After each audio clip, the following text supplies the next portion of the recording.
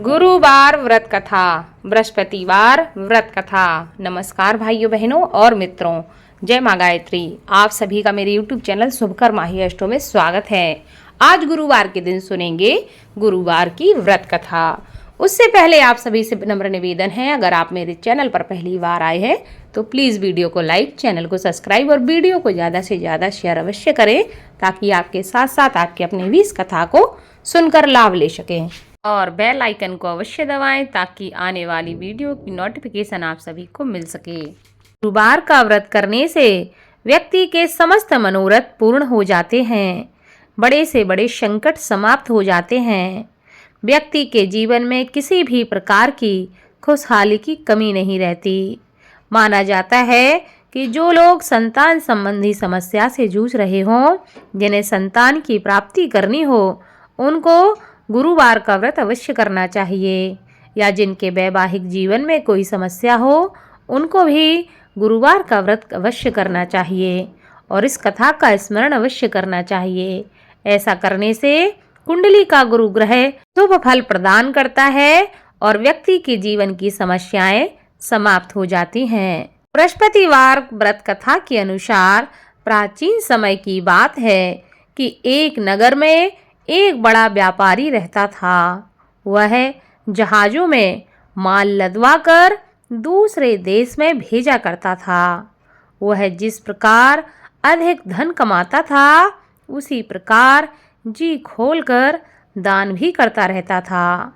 परंतु उसकी पत्नी अत्यंत ही कंजूस प्रवृत्ति की थी। वह किसी को भी एक दमड़ी नहीं देना चाहती थी। वह अपने पति को ही दान करने के लिए मना करती रहती थी, लेकिन उसके पति उसकी कोई बात नहीं मानते थे और वह प्रतिदिन दान किया करते थे। एक बार सेठ जी जब दूसरे देश व्यापार करने के लिए चले गए, तो उनके पीछे से बृहस्पति देव ने साधु वेश में उसकी पत्नी से भिक्षा मांगने के लिए उसके घर पहुंच गए। व्यापारी की पत्नी बृहस्पति देव से कहने लगी कि हे साधु महाराज, मैं इस दान और पुण्य से तंग आ गई हूँ। आप कोई ऐसा उपाय बताएं जिससे मेरा सारा धन नष्ट हो जाए और मैं आराम से रह सकूं। मैं यह धन लुटता हुआ नहीं देख सकती। बृहस्पति देव कहने लगे कि हे देवी, तुम तो बड़ी ही विचित्र हो। हर स्त्री चाहती है कि उसके घर में धन धान्य की कोई कमी ना रहे, उसके घर में हर प्रकार का सुख रहे, पर पता नहीं तुम कैसी हो जो चाहती हो कि तुम्हारा सारा धन नष्ट हो जाए। संतान और धन से क्या कोई दुखी होता है जो तुम धन से इतनी दुखी हो? अगर तुम्हारे पास धन अधिक हो गया है तो तुम इसे अच्छे कार्यों में लगाओ। कुंवारी कन्याओं का विवाह करवाओ, विद्यालय बनवाओ, बाग बगीचों का निर्माण कराओ। ऐसे पुण्य कार्य करने से तुम्हारा यह लोक भी सुधर जाएगा और परलोक भी सार्थक हो जाएगा। परंतु साधु की इन बातों से व्यापारी की पत्नी को कोई भी खुशी नहीं हुई। उन्होंने कहा, मुझे ऐसे धन की आवश्यकता ही नहीं है जिसे मैं दान में दूं। अब बृहस्पति देव कहने लगे, यदि तुम्हारी ऐसी इच्छा है तो तुम एक उपाय करना। 7 रविवार घर को गोबर से लीपना, अपने केसों को पीली मिट्टी से धोना, केसों को धोते समय स्नान करना। अपने पति से कहना कि गुरुवार के दिन वह दाढ़ी बनाएं, भोजन में मांस मदिरा खाएं, कपड़े अपने घर पे धोना और धोबी को देना। अगर ऐसे कार्य तुम करने लगोगी तो तुम्हारा सारा धन नष्ट हो जाएगा। इतना कहकर बृहस्पति देव अंतर ध्यान हो गए। व्यापारी की पत्नी ने बृहस्पति देव के कहे अनुसार 7 बृहस्पतिवार वैसा ही करने का निश्चय कर लिया। केवल 3 बृहस्पतिवार ही बीत पाए थे कि उसकी समस्त धन संपत्ति नष्ट हो गई। वह परलोक सिधार गई। जब व्यापारी वापस आया तो उसने देखा कि उसका सब कुछ नष्ट हो चुका है। उस व्यापारी ने अपनी पुत्री को सांत्वना दी और दूसरे नगर में जाकर वह बस गया। वहां वह जंगल से लकड़ी काट कर लाता और शहर में बेचता। इस तरह वह अपना जीवन व्यतीत करने लगा। एक दिन उसकी पुत्री ने दही खाने की इच्छा प्रकट की, लेकिन व्यापारी के पास दही खरीदने के पैसे नहीं थे। वह अपनी पुत्री को आश्वासन देकर जंगल में लकड़ी काटने के लिए चला गया। वहां वह एक वृक्ष के नीचे बैठकर अपनी पूर्व दशा पर विचार करके रोने लगा कि पहले मेरे क्या दिन थे और आज मेरे क्या दिन हैं। उस दिन बृहस्पतिवार का ही दिन था। तभी वहाँ बृहस्पति देव साधु के रूप में सेठ बनकर उसके पास पहुँचे और कहने लगे कि हे मनुष्य, तू इस जंगल में किस चिंता में बैठा हुआ है। तब व्यापारी कहने लगा कि हे महाराज, आप सब कुछ जानते हैं।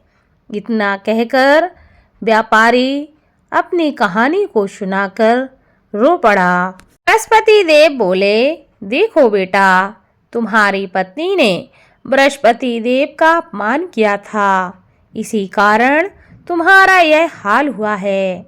लेकिन अब तुम किसी प्रकार की चिंता मत करो। तुम गुरुवार के दिन बृहस्पति देव का पाठ करो। 2 पैसे के चने और गुड़ को लेकर जल के लोटे में शक्कर डालकर वह अमृत प्रसाद अपने परिवार के सदस्यों और कथा सुनने वालों में बांट दो। स्वयं भी प्रसाद और चरणामृत लो। भगवान तुम्हारा अवश्य ही कल्याण करेंगे। साधु की बात को सुनकर व्यापारी कहने लगा कि हे महाराज, मुझे तो इतना भी नहीं बचता कि मैं अपनी पुत्री को दही लाकर दे सकूं। इस पर साधु जी कहने लगे, तुम लकड़ियां शहर में बेचने जाना। तुम्हें लकड़ियों के दाम पहले से चौगने मिलेंगे, जिससे तुम्हारे सारे कार्य सिद्ध हो जाएंगे। उस दिन उसने लकड़ियां काटी और शहर में बेचने के लिए वह चल पड़ा। उसकी लकड़ियां अच्छे दाम में बिक गईं, जिससे उसने अपनी पुत्री के लिए दही ले लिया और गुरुवार की कथा के लिए चना और गुड़ लेकर कथा की और प्रसाद बांटकर स्वयं भी उसने प्रसाद खाया। उसी दिन से उसकी सभी कठिनाइयाँ दूर होने लगीं, परंतु अगले बृहस्पतिवार को वह कथा करना भूल गया। अगले दिन वहाँ के राजा ने एक बड़े यज्ञ का आयोजन करके पूरे नगर के लोगों के लिए भोज का आयोजन किया। राजा की आज्ञा के अनुसार पूरा नगर राजा के महल में भोज करने गया, लेकिन व्यापारी व उसकी पुत्री तनिक विलंब से पहुँचे। अतः उन दोनों को राजा ने महल में ले जाकर भोजन करवाया। जब वे दोनों लौटकर आए तब रानी ने देखा कि उसका खूंटी पर टंगा हार गायब है। रानी को व्यापारी और उसकी पुत्री पर संदेह हुआ कि उसका हार उन दोनों ने ही चुराया है। राजा की आज्ञा से उन दोनों को कारागार में कोठरी में डाल दिया गया। कैद में पड़कर दोनों ही अत्यंत दुखी हुए। वहां उन्होंने बृहस्पति देव का स्मरण करना प्रारंभ कर दिया। बृहस्पति देव ने प्रकट होकर व्यापारी को उसकी भूल का आभास कराया और उसे सलाह दी कि गुरुवार के दिन कैद खाने के दरवाजे पर तुम्हें 2 पैसे मिलेंगे। उनमें से तुम चने और मुनक्का मंगवा कर विधि पूर्वक बृहस्पति देव का पूजन करना। तुम्हारे समस्त दुख दूर हो जाएंगे। बृहस्पतिवार को कैद खाने के द्वार पर उन्हें 2 पैसे मिले। बाहर सड़क पर एक स्त्री जा रही थी। व्यापारी ने उसे बुलाकर गुड़ और चने लाने को कहा। इस पर वह स्त्री कहने लगी, मैं अपनी बहू के लिए गहने लेने जा रही हूँ, मेरे पास अभी समय नहीं है।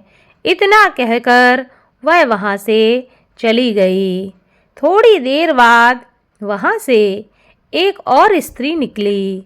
व्यापारी ने उसे बुलाकर कहा कि हे बहन, मुझे बृहस्पतिवार की कथा करनी है, तुम मुझे 2 पैसे का गुड़ और चना लाकर दे दो।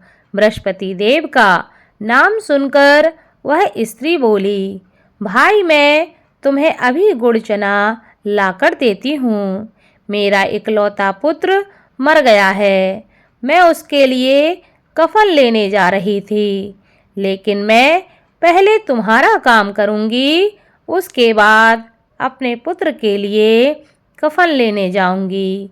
वह स्त्री बाजार से व्यापारी के लिए गुड़ चना ले आई और स्वयं भी बृहस्पति देव की कथा सुनी।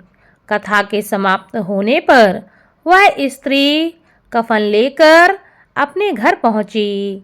घर पर लोग उसके पुत्र की लाश को राम नाम सत्य है कहते हुए शमशान ले जाने की तैयारी कर रहे थे। स्त्री बोली, मुझे अपने लड़के का मुख देख लेने दो। अपने पुत्र का मुख देखकर उस स्त्री ने उसके मुँह में प्रसाद और चरणामृत डाला। प्रसाद और चरणामृत के प्रभाव से वह पुनः जीवित हो गया। पहली स्त्री जिसने बृहस्पति देव का निरादर किया था, वह जब अपने पुत्र के विवाह हेतु पुत्र वधू के लिए गहने लेकर लौटी और जैसे ही उसका पुत्र घोड़ी पर बैठकर निकला, वैसे ही घोड़ी ने ऐसी उछाल मारी कि वह घोड़ी से गिरकर मर गया। यह देखकर स्त्री रो रो कर बृहस्पति देव से क्षमा याचना करने लगी। उस स्त्री की याचना से बृहस्पति देव साधु वेश में वहां पहुंचकर कहने लगे कि हे देवी, तुम्हें अधिक विलाप करने की आवश्यकता नहीं है। यह बृहस्पति देव का अनादर करने के कारण हुआ है। तुम वापस जाकर मेरे भक्त से क्षमा मांगकर कथा सुन लो।